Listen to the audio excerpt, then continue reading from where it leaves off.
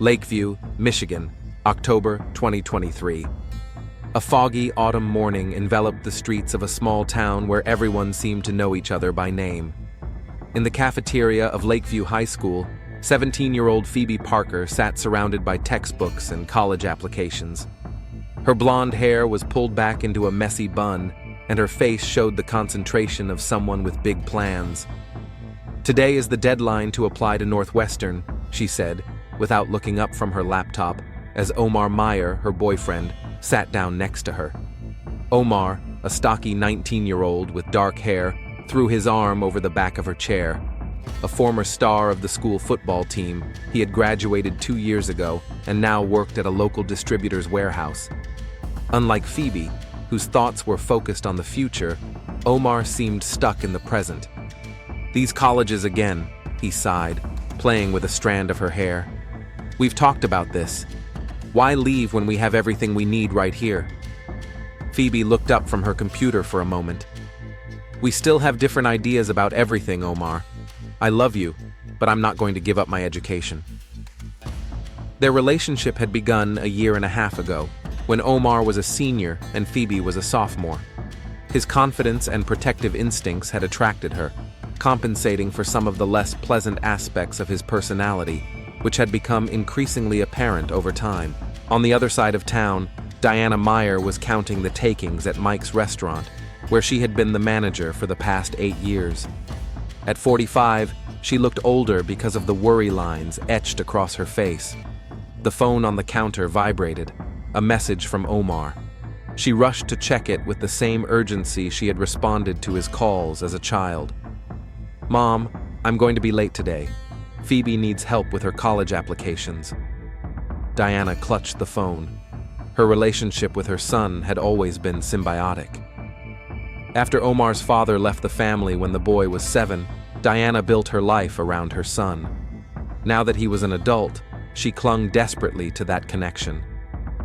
"Okay, dear, just don't stay out too late.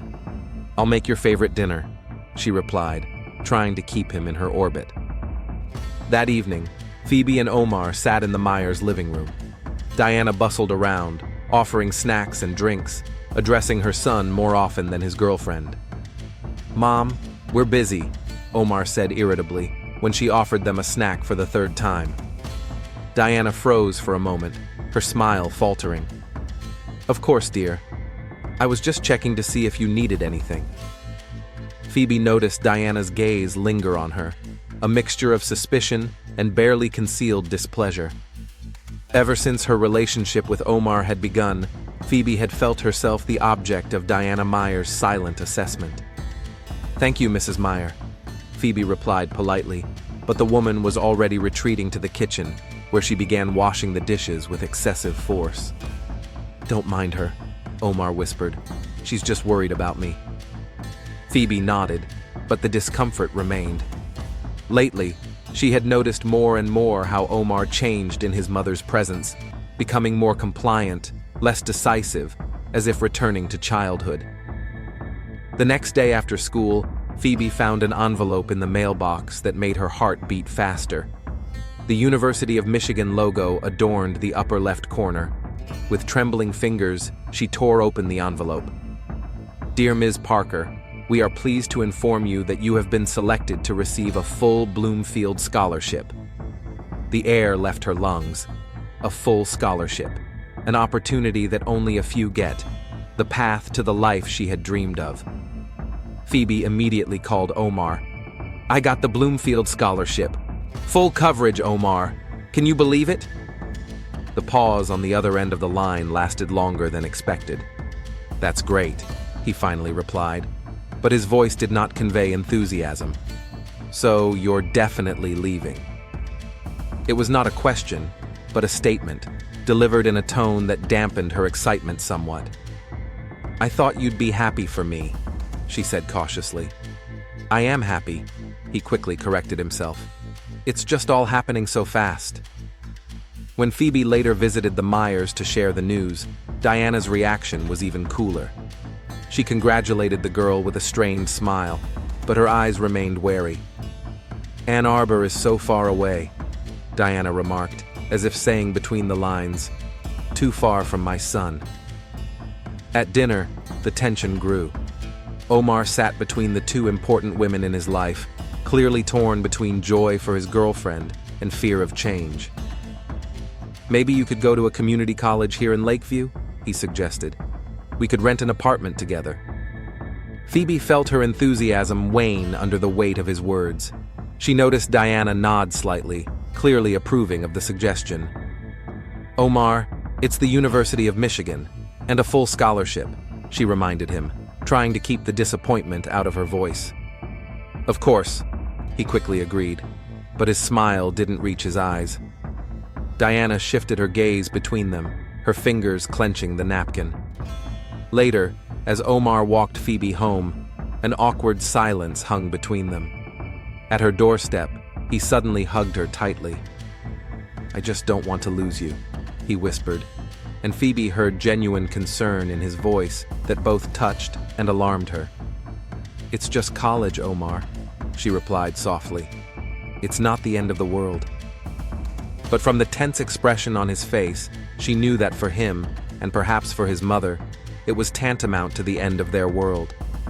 November in Lakeview brought with it the first frosts and a tension that was creeping into Phoebe and Omar's relationship. After the news about the scholarship, their conversations increasingly ended in awkward silence or hidden irritation. One cold Saturday evening, they sat in Omar's car at a lookout point above the city, a place that had once witnessed their first kiss. Now the air in the car was electrified with unspoken words. "I talked to the manager," Omar broke the silence. "He said he could hire you in the warehouse administration department. Good money, health insurance, and no student debt." Phoebe turned away to the window, watching the city lights blur from the condensation on the glass. "I won't have any student debt. It's a full scholarship, remember? And then what?" Omar insisted. "You'll get your degree and move to Chicago or New York? What about us?" She turned to him. "Why do you always think the worst? We can make plans together. You could—" "What? Quit my job and go with you?" He slammed his hand on the steering wheel, making her flinch. "Not everyone can afford to chase their dreams, Phoebe. Some of us have to live in the real world." The sudden burst of anger silenced Phoebe. It wasn't the first time Omar had lost control, but these episodes had become more frequent since the news of her acceptance. She put her hand on his shoulder, feeling his muscles tense. "I just want you to be proud of me," she said quietly. His face softened. "I am proud. Really. I'm just afraid you'll leave and forget about me." His words sounded sincere, but there was something more behind them, a fear that seemed disproportionate to the situation. This fear triggered possessive instincts in Omar, which were becoming increasingly apparent. The next day, Phoebe met Samantha at the Morning Scent Cafe, their traditional Sunday meeting place. Phoebe had just started telling her about the previous evening when her phone vibrated. "Omar?" Samantha guessed, watching her friend check her messages. Phoebe nodded. "He's asking where I am and who I'm with." Samantha frowned. "Does he always do that? Track your every move?" "He's just concerned," Phoebe replied automatically, but her tone was uncertain. "Concern is one thing," Samantha began cautiously, stirring her coffee. "Control is another. Have you noticed that you always report to him? What if you didn't respond right now?" Phoebe thought about it. What would happen? The last time she hadn't responded to his messages for an hour, her phone had died while she was at the movies with her mom. Omar had waited for them outside the theater, convinced that something terrible had happened to her, or that she was with another guy. "He would be worried," she finally replied. "He has a difficult past. His father left when he was little." "And that gives him the right to control you?" Samantha leaned forward. "Phoebe, I know you love him, but the way he behaves is not a healthy relationship." Phoebe felt a pang of irritation. Samantha had always been straightforward, but now her words seemed unfair. "You're exaggerating. Omar isn't perfect, but he loves me." "I don't doubt that," Samantha said with a sigh. but sometimes love can be suffocating. After meeting with Samantha, Phoebe decided to drop in on Omar unannounced, a little experiment to see if her friend was right. Ironically, it was on this very day that she accidentally witnessed something that turned her perception of the Meyer family dynamic upside down. As she pulled up to the house, she noticed that Omar's car wasn't in the driveway. He probably hadn't returned from work yet. But Diana's car was parked outside, and Phoebe decided to wait for him in the company of his mother, hoping to improve their relationship a little. She approached the door and was about to ring the bell when she heard Diana's loud voice. The woman was talking on the phone, and her words, coming through the slightly open window, made Phoebe freeze. "I know the bill is overdue. Do you think I haven't tried to pay?" Diana shouted into the phone. "My check is late, and Omar won't give me the money until Friday." Pause. "No, I can't ask for it earlier. We have an agreement." Phoebe slowly backed away from the door, feeling like an uninvited witness to something personal. Diana spoke as if she depended on her son's money, which seemed strange. After all, Diana was a restaurant manager, not the highest-paying job, but enough to make ends meet. Instead of calling, Phoebe sent Omar a message saying she would wait for him at a nearby cafe.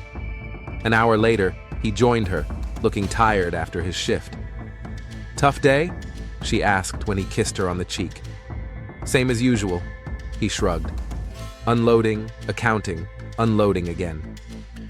Phoebe hesitated, but her curiosity got the better of her. "Omar, I wanted to ask, do you help your mom financially?" His face instantly changed, becoming wary. "Why do you ask?"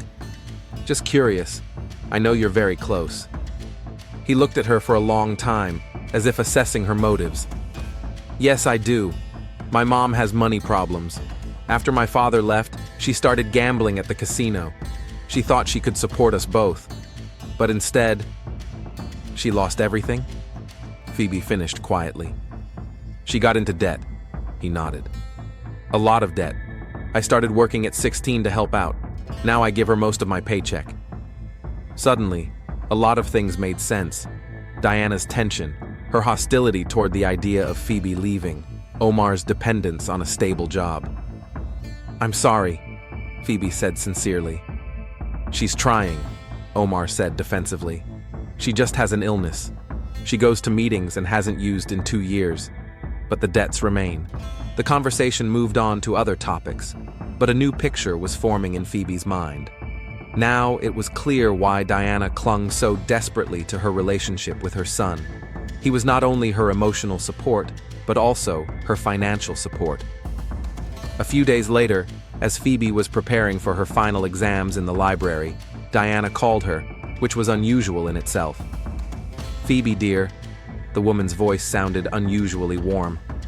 "I wanted to invite you to dinner this Saturday. Just you and me, some girl talk. What do you say?" Surprised by this sudden display of friendliness, Phoebe agreed. Perhaps Diana had finally decided to mend fences. On Saturday evening, Phoebe arrived at the Meyers house, where Diana greeted her with a strained smile. Omar, she explained, was working an extra shift. Dinner conversation was awkward but polite until Diana got to the point. "Phoebe, I understand that you're a very ambitious girl," she began, pouring herself a second glass of wine. "And this scholarship is a wonderful opportunity. But have you thought about what your departure will do to Omar?" Phoebe slowly put down her fork. "We've talked about it. Of course it will be difficult, but—" "He's completely devastated," Diana interrupted. "He doesn't show it, but I can see it. He already lost his father, and now he's going to lose you." "I'm not leaving his life," Phoebe objected. "Ann Arbor is only a 3-hour drive away." Diana smiled sadly, as if she were talking to a naive child. "Honey, we both know how it is. New friends, new life. Omar will be in the past." She paused. "He's all I have, and I'm all he has." "That's not true." Phoebe felt her cheeks flush. "He has me. Right now, yes." Diana took a sip of wine. "But for how long? Do you even understand what he does for our family? For me?" Phoebe froze. She wasn't supposed to know about the family's financial situation. "He supports this house," Diana continued, her voice becoming more and more emotional. "He pays the bills, he pays off my debts. He gave up his own education to support me. And now you want him to give up on you too?" "I'm not asking him to give anything up," Phoebe protested. But Diana wasn't listening anymore. "You have no idea what could happen if you take away his last joy." The woman's voice sounded like an undisguised threat. "When Omar is upset, he becomes unpredictable." A heavy silence hung in the air. Phoebe felt a chill run down her spine. She remembered how Omar had slammed his fist on the steering wheel, remembered stories of how he had smashed his phone when his team lost an important game in high school. "I love your son, Mrs. Meyer," Phoebe finally said, trying to keep her voice steady. "But I also have to think about my future." Diana leaned back in her chair, her eyes glistening from the wine and poorly concealed hostility. "Of course, dear," she replied coldly. "We all have to think about our future. The question is, what price are we willing to pay for it?" When Phoebe left the Meyers' house that night, she felt she had crossed an invisible line. Diana had declared a silent war on her, and in that war, Omar was the grand prize. December had blanketed Lakeview with a soft layer of snow, turning the small town into a winter wonderland. Christmas was 2 weeks away, and the streets were aglow with holiday lights. But there was no room for festive cheer in Phoebe's heart. She had spent the last few days reflecting on her unsettling dinner with Diana. Omar's mother's words about his unpredictability and the family's difficult financial situation haunted her. But what worried her even more was her own decision, which she had finally made after sleepless nights and long conversations with her parents. On Sunday afternoon, Phoebe invited Omar for a walk in the city park. The snow crunched under their feet, and their breath turned into clouds of steam in the frosty air. She squeezed his hand tighter, gathering her courage. "Omar, I need to talk to you," she began when they stopped at a frozen pond. "I've made my final decision. I'm going to study at the University of Michigan." She felt his hand tense in hers. "I thought we were still discussing options," he said slowly, without looking at her. "We did, many times. But it's a full scholarship, Omar. It's a once-in-a-lifetime opportunity." Omar abruptly pulled his hand away and took a few steps back, running his palms over his face. "So your decision is already made, and my opinion doesn't matter?" "Your opinion always matters to me." Phoebe approached him, trying to speak softly but firmly. "But this is my education, my future." "What about our future?" He turned to her, and she saw a mixture of pain and anger in his eyes. "We plan to be together, maybe even get married after you finish school." Phoebe froze. "Get married?" "Omar, I'm only 17. I never talked about marriage." "But that's where this is headed, isn't it?" His voice grew louder. "Or is our relationship just entertainment for you before real life?" "Of course not. I love you. But that doesn't mean I have to give up my plans." Omar shook his head, snow falling on his dark hair. "It's not about your plans. It's about the fact that you've already decided everything without consulting me. It's as if I'm nobody to you." "That's not fair," Phoebe objected, feeling her own anger rising inside her. "I've been talking about applying for months. This shouldn't be a surprise." "I thought you would understand," he said bitterly. "I can't leave Lakeview. My mother depends on me. She has no one but me." "I know your situation," Phoebe said carefully. "But Ann Arbor is only a 3-hour drive away. We can see each other on weekends and during breaks." Omar laughed sadly. "Freshmen don't come home, Phoebe. You'll make new friends, start a new life. I'll stay in the past." Phoebe was surprised to hear in his words an almost exact echo of what Diana had said to her. It seemed that mother and son shared the same irrational fear. "Don't you trust me?" she asked bluntly. "Do you think I'll forget about you as soon as I leave?" He didn't answer, just kicked a snowdrift, sending a cloud of snowflakes into the air. "I have to go," he finally said. Mom is waiting for me at home. We have family business." He turned and walked away, leaving Phoebe alone in the park with the heavy feeling that their conversation had only made the situation worse instead of resolving it. The next day at school, Phoebe could hardly concentrate on her lessons.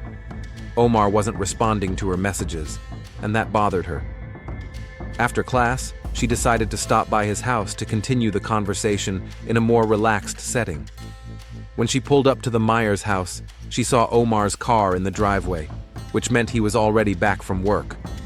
Plucking up her courage, she knocked on the door.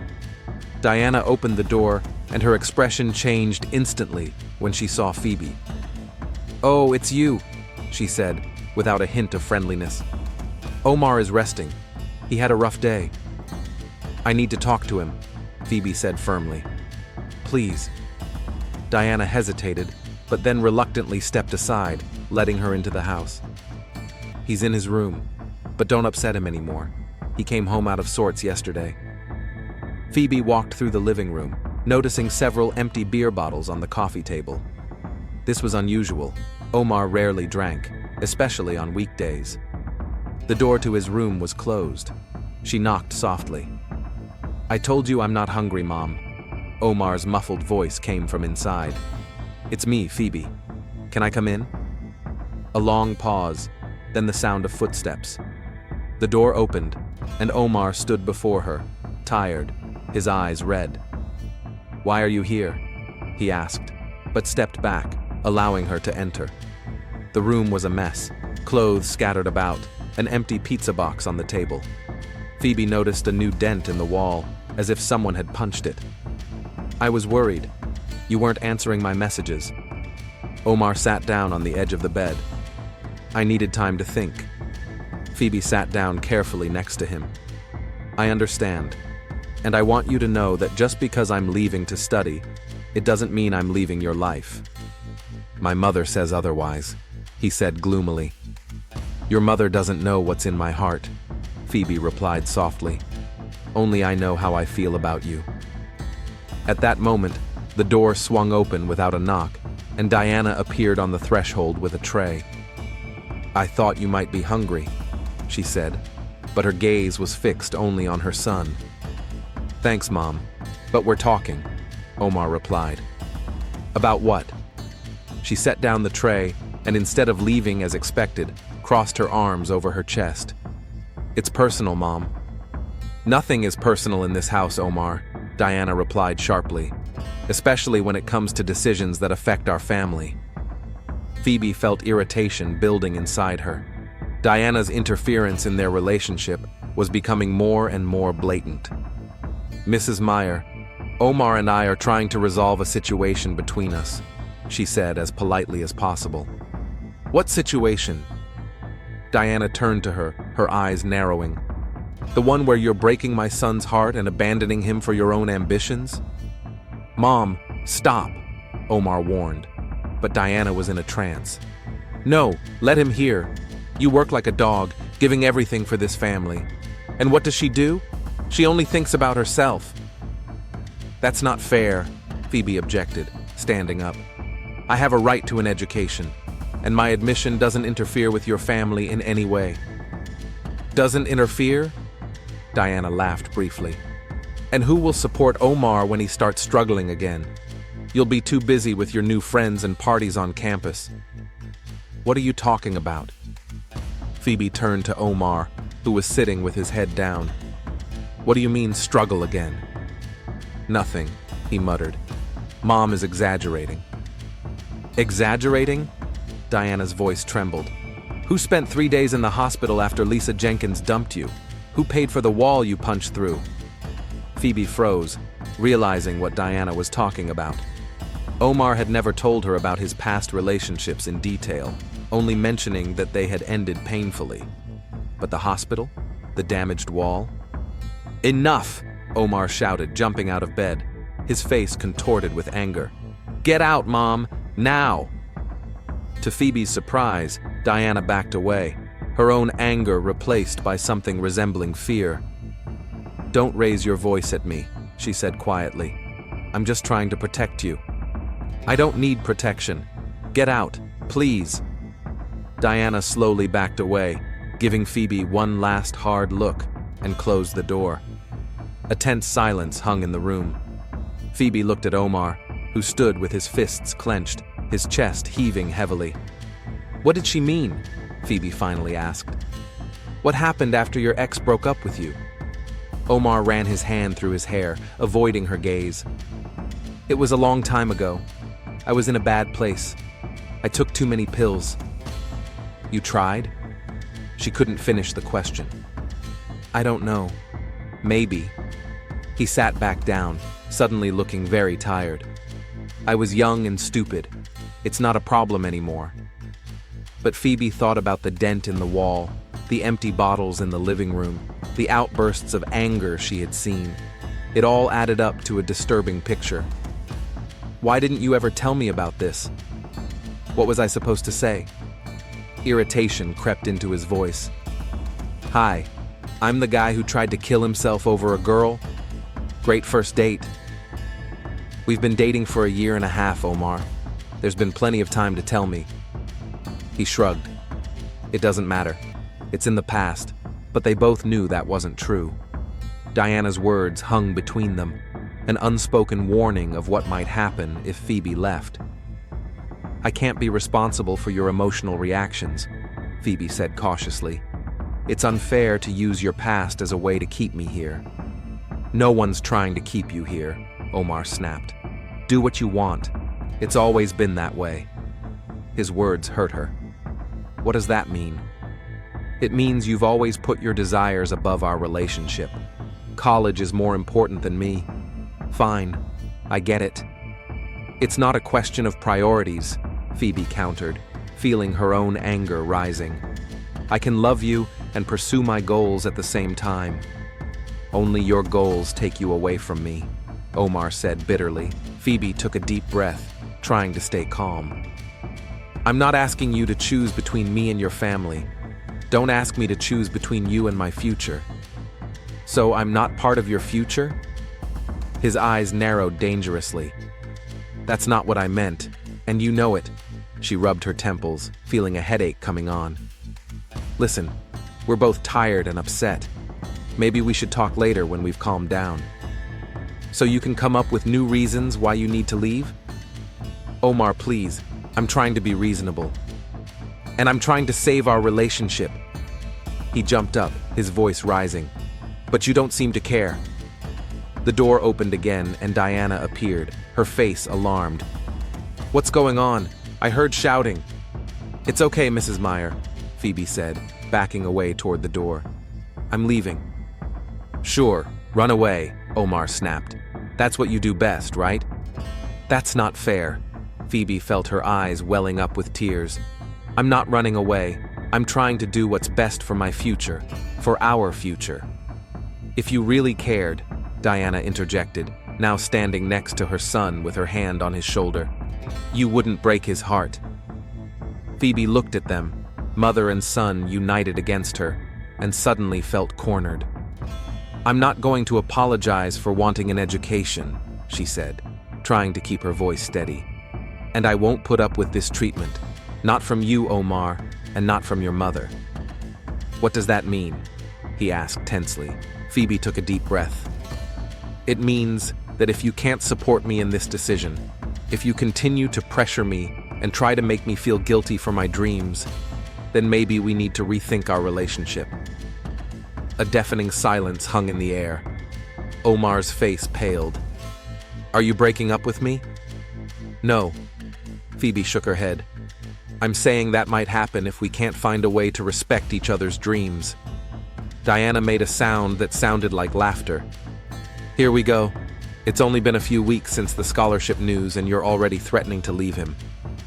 "I'm not threatening anyone." Phoebe headed for the door. "I'm just setting boundaries."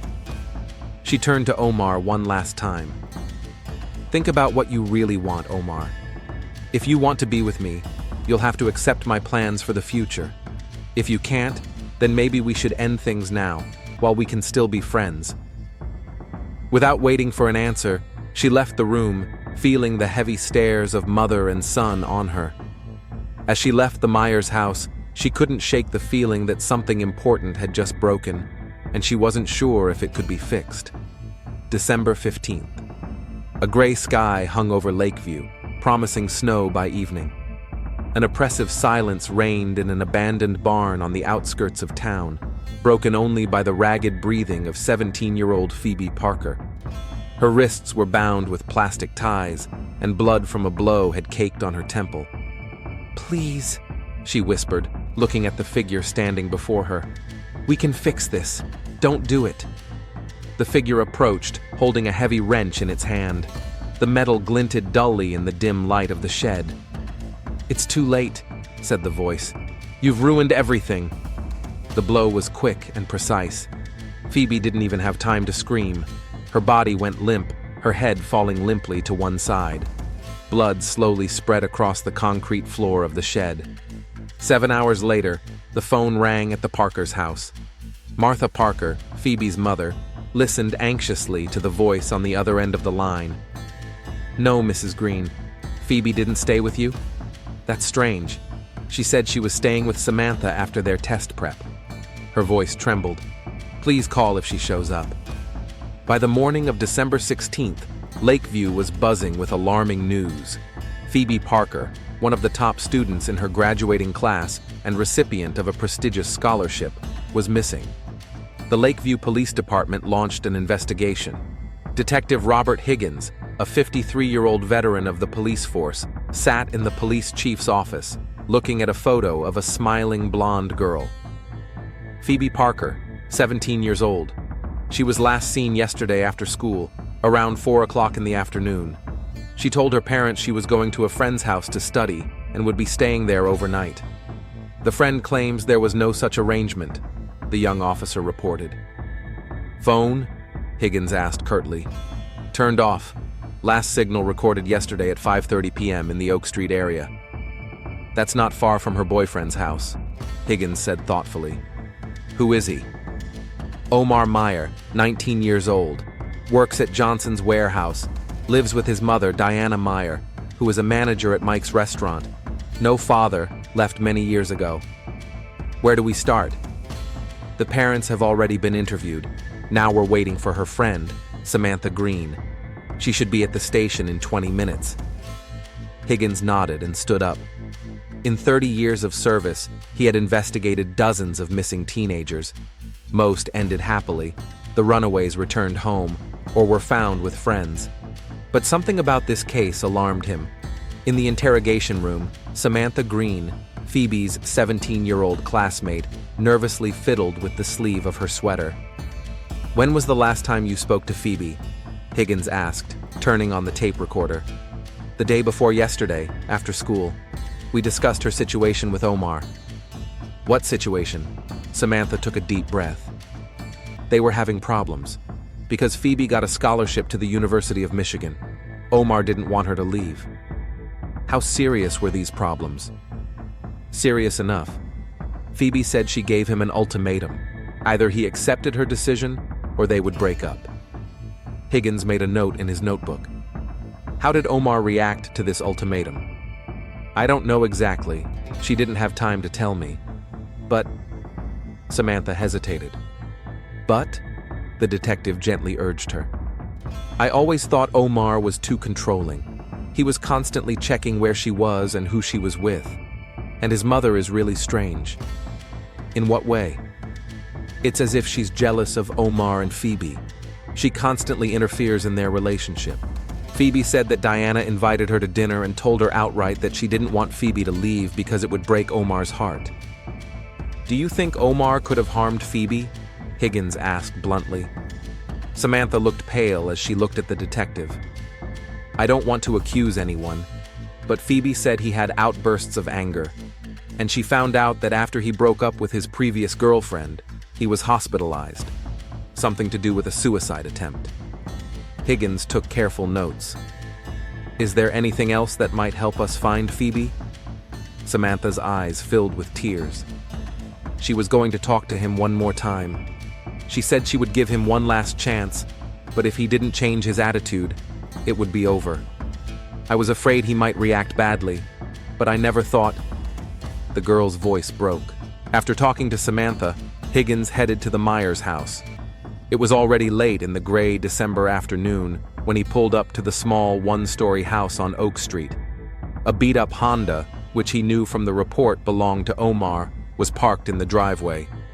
The door was opened by Diana Meyer, a middle-aged woman with a tense expression on her face. "Detective Higgins, Lakeview Police," he introduced himself, showing his badge. "I'd like to talk to you and your son about Phoebe Parker." Diana nodded, letting him in. Omar was sitting on the couch in the living room, his eyes red, as if from lack of sleep or crying. "Omar," Diana touched her son's shoulder. "The detective would like to ask us a few questions about Phoebe." Omar nodded without looking up. "When was the last time you saw Phoebe?" Higgins asked, sitting down in the chair opposite him. 3 days ago," Omar replied. "She came here. We had an argument." "About what?" "Her college acceptance. She wanted to leave, and I didn't want her to go." "And how did your argument end?" Omar looked at his mother, then lowered his eyes again. "She said that if I couldn't accept her decision, it would be better if we broke up." "And you agreed?" "No," he shook his head. "I said I needed time to think." She left. "Did you talk to her yesterday?" "No," Omar replied too quickly. "I decided to give her time to cool off." Diana, sitting next to her son, put her hand on his shoulder. Omar was very upset after their argument. He didn't even go to work yesterday, he was so upset. Higgins looked at Diana. "So Omar was home all day yesterday?" "Yes," she replied firmly. "We were both home. I had the day off." "All day?" Higgins clarified. "Well, I went out to the store for a short while, about 4 hours, but Omar was here when I got back." "How long were you gone?" "An hour, maybe an hour and a half." Diana frowned slightly. "Why?" "Just checking the details," Higgins replied calmly, making a note in his notebook. "Omar, you didn't leave the house yesterday?" "No," the young man shook his head. "I slept most of the day. I took a sleeping pill." "A sleeping pill?" "He has trouble sleeping," Diana quickly interjected, "especially when he's nervous." "I see." Higgins looked closely at Omar. "Did Phoebe call you yesterday? Did she send you any messages?" "No," Omar replied, but his eyes darted away for a moment. "Can I see your phone?" the detective asked. Omar visibly tensed up. "Why?" "It's standard procedure," Higgins shrugged. "We check all the contacts of a missing person." "You need a warrant," Diana interjected. "You can't just—" "It's okay, Mom," Omar interrupted her unexpectedly. "I have nothing to hide." He took the phone out of his pocket and handed it to the detective. Higgins scrolled through the messages and calls. "Strange," he said. "There aren't any messages from Phoebe in the last few days. Did you delete them?" "No." Omar shook his head. "Like I said, we haven't spoken since the argument." Higgins returned the phone and made a few more notes. "One more question. Do you know anyone who might have wanted to harm Phoebe?" "No," Omar replied firmly.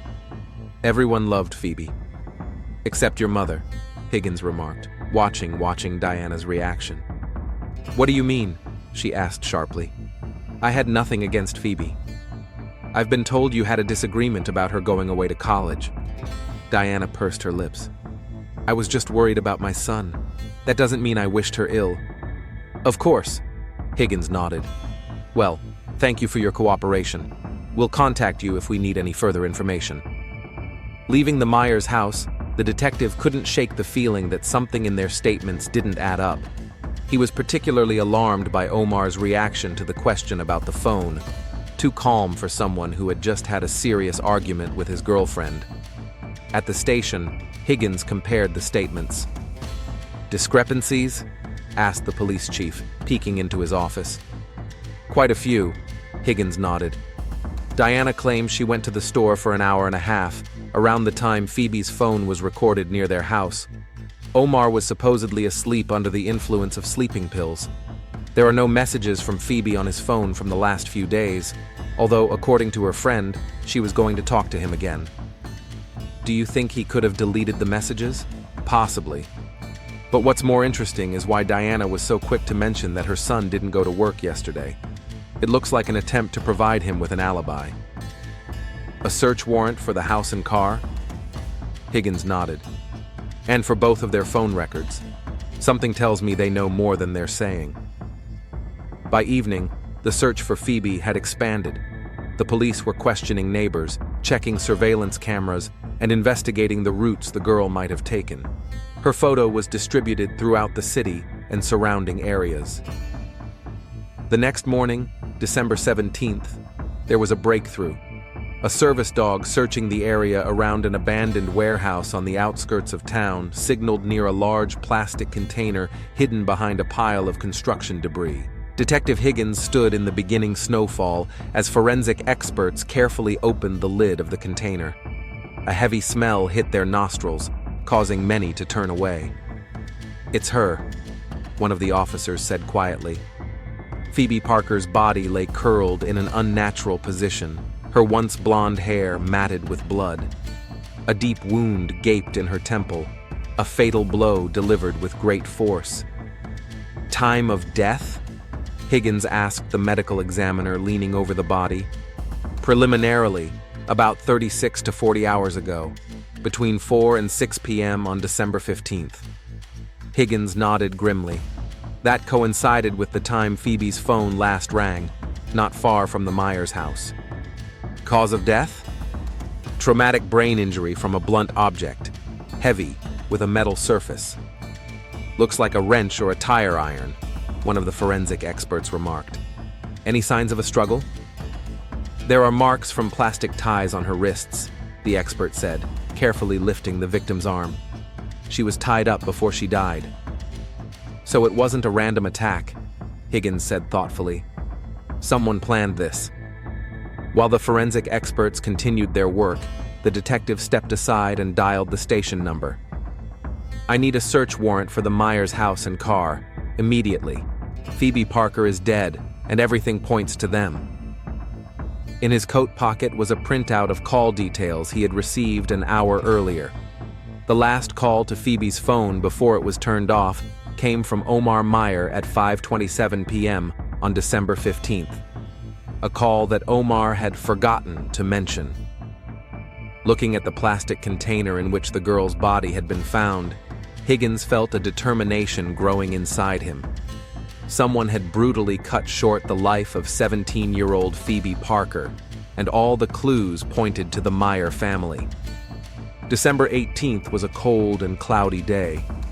Detective Higgins stood in the Meyers' garage, watching as forensic technicians treated the inside of Omar's Honda trunk with luminol. Pale blue spots appeared in the dim light of the flashlights. "Blood," the forensic technician stated. "Quite a lot. They tried to wash it off, but traces remain." Higgins nodded.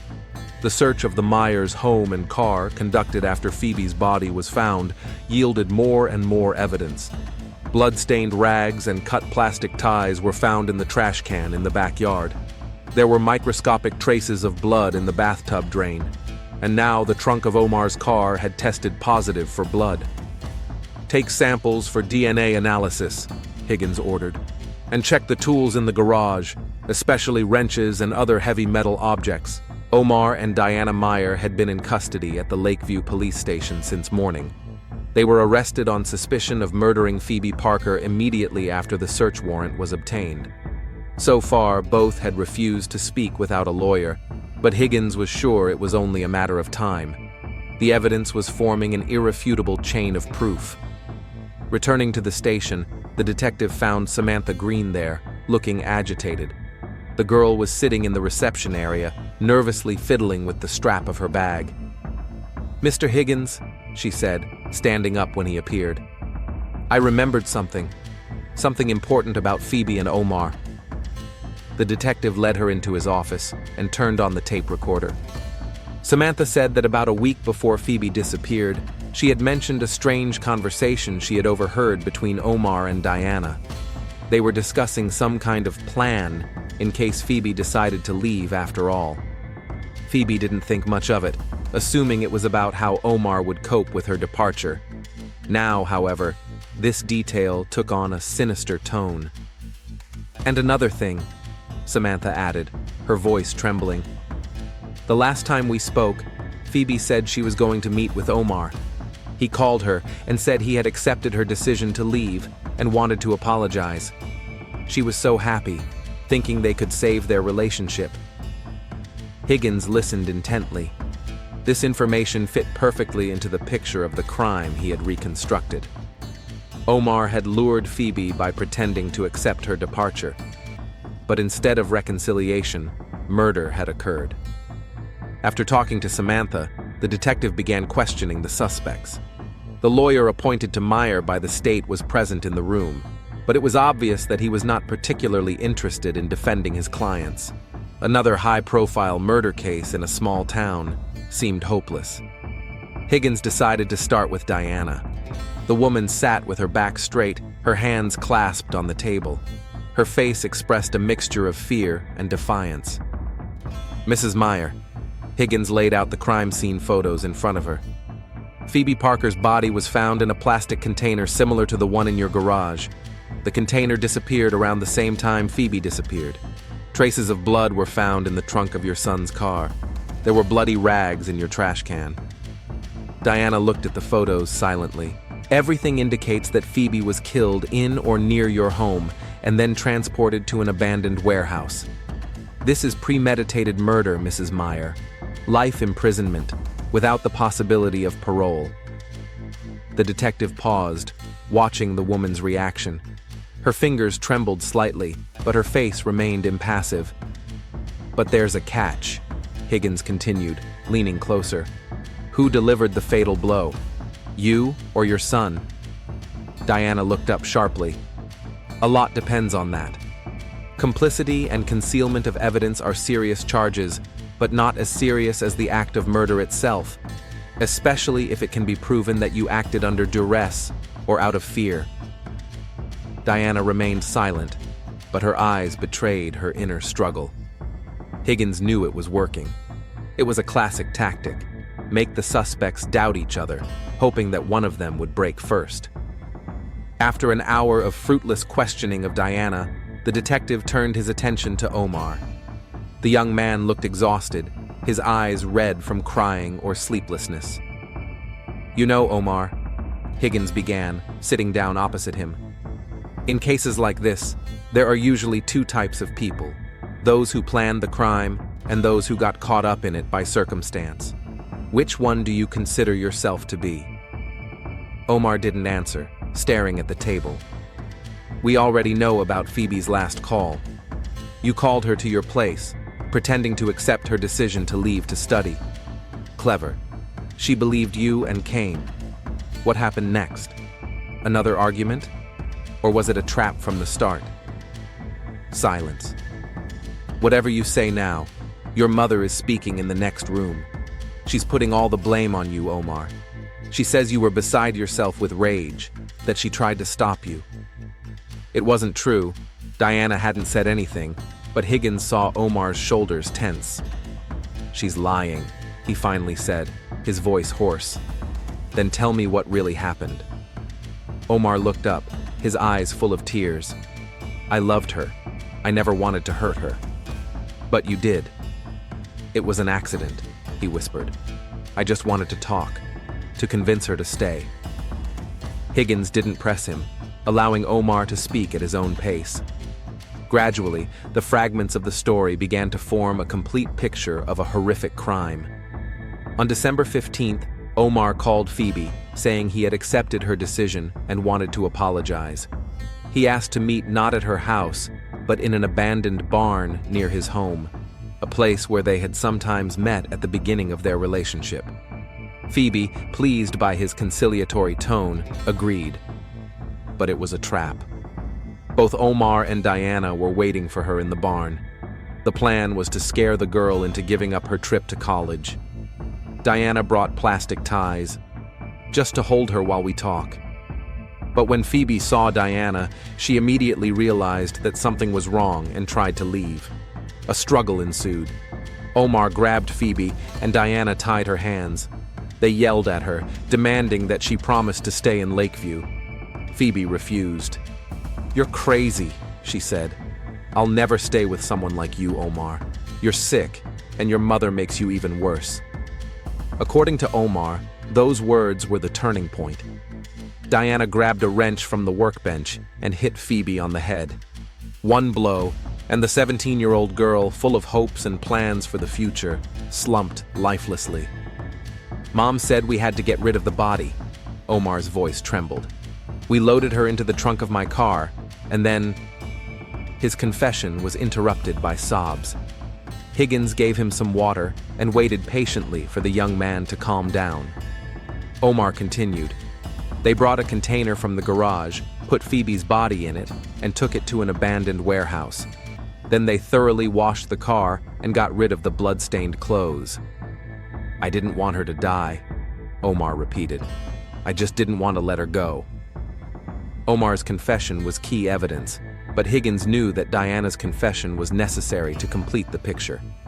With a printout of his son's testimony, he returned to the room where the mother was waiting. "Your son has confessed to everything, Mrs. Meyer," the detective announced, placing the documents in front of her. "He told us how you hit Phoebe with a wrench after she refused to stay at Lakeview." Diana turned pale, her hands shaking. "He's lying," she whispered. "Omar hit her. I tried to stop him, but I couldn't." Higgins shook his head. "We found the murder weapon, Mrs. Meyer. It has your fingerprints on it, not Omar's." It was another lie. The wrench hadn't been found yet, but it worked.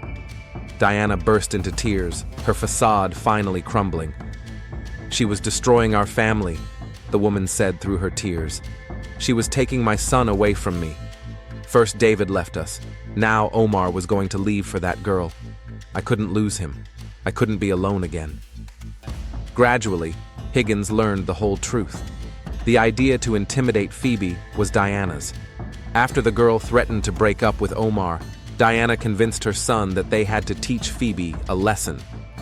Omar, emotionally dependent on his mother and afraid of losing Phoebe, agreed to the plan. But when Phoebe called Omar sick, something snapped in Diana's mind. "I saw how she looked at my boy, with disgust, with pity, as if he were somehow defective," Diana admitted. "And I realized that she would never truly love him. She would never accept him for who he was." The blow with the wrench was impulsive, but the consequences were calculated. Diana directed the cover-up, while a shocked Omar followed her instructions. It was she who insisted on taking the body to an abandoned warehouse, and it was she who washed away the blood and disposed of the evidence. By the evening of December 19th, Higgins had full confessions from both Meyers. Diana confessed to delivering the fatal blow, and Omar confessed to aiding and abetting and concealing evidence. Forensic experts found a wrench discarded in the woods near the Meyers' home. DNA analysis confirmed that the blood on it belonged to Phoebe. In the small town of Lakeview, news of the solving of Phoebe Parker's murder spread instantly. Residents gathered at an impromptu memorial near the high school where the girl had studied. Hundreds of candles lit up a photo of a smiling Phoebe, surrounded by flowers and notes. Phoebe's grief-stricken parents stood in the center of this sea of lights, surrounded by friends and neighbors. Samantha Green, Phoebe's best friend, held an envelope from the University of Michigan in her hands, a scholarship notification that Phoebe was so proud of and which indirectly led to her death. For Detective Higgins, the Phoebe Parker case became one of the most difficult of his career. Not because of the complexity of the investigation, the killers had left too many clues, but because of the senselessness of the crime. A 17-year-old life was cut short because of a mother's pathological attachment to her son and the young man's inability to resist her influence. The trial of Diana and Omar Meyer began 3 months later. Diana was sentenced to life imprisonment without parole for first-degree murder. Omar received 20 years for complicity and concealment of the crime, with the possibility of parole after 15 years. In his closing statement, Omar looked Phoebe's parents in the eye and said, "I loved your daughter, and I betrayed that love because of my fear of losing her and my weakness in the face of my mother. I don't deserve forgiveness, but I want you to know that not a day goes by that I don't regret letting this happen." Diana Meyer showed no remorse. Until the very end, she claimed that she had acted out of love for her son, protecting their family from destruction. For the residents of Lakeview, the tragedy of Phoebe Parker became a bitter lesson in how unhealthy relationships, dependence, and control can lead to irreparable consequences. The city struggled to recover from the shock for a long time, and Phoebe's name became a symbol of unfulfilled hopes and a reminder of how fragile human life can be.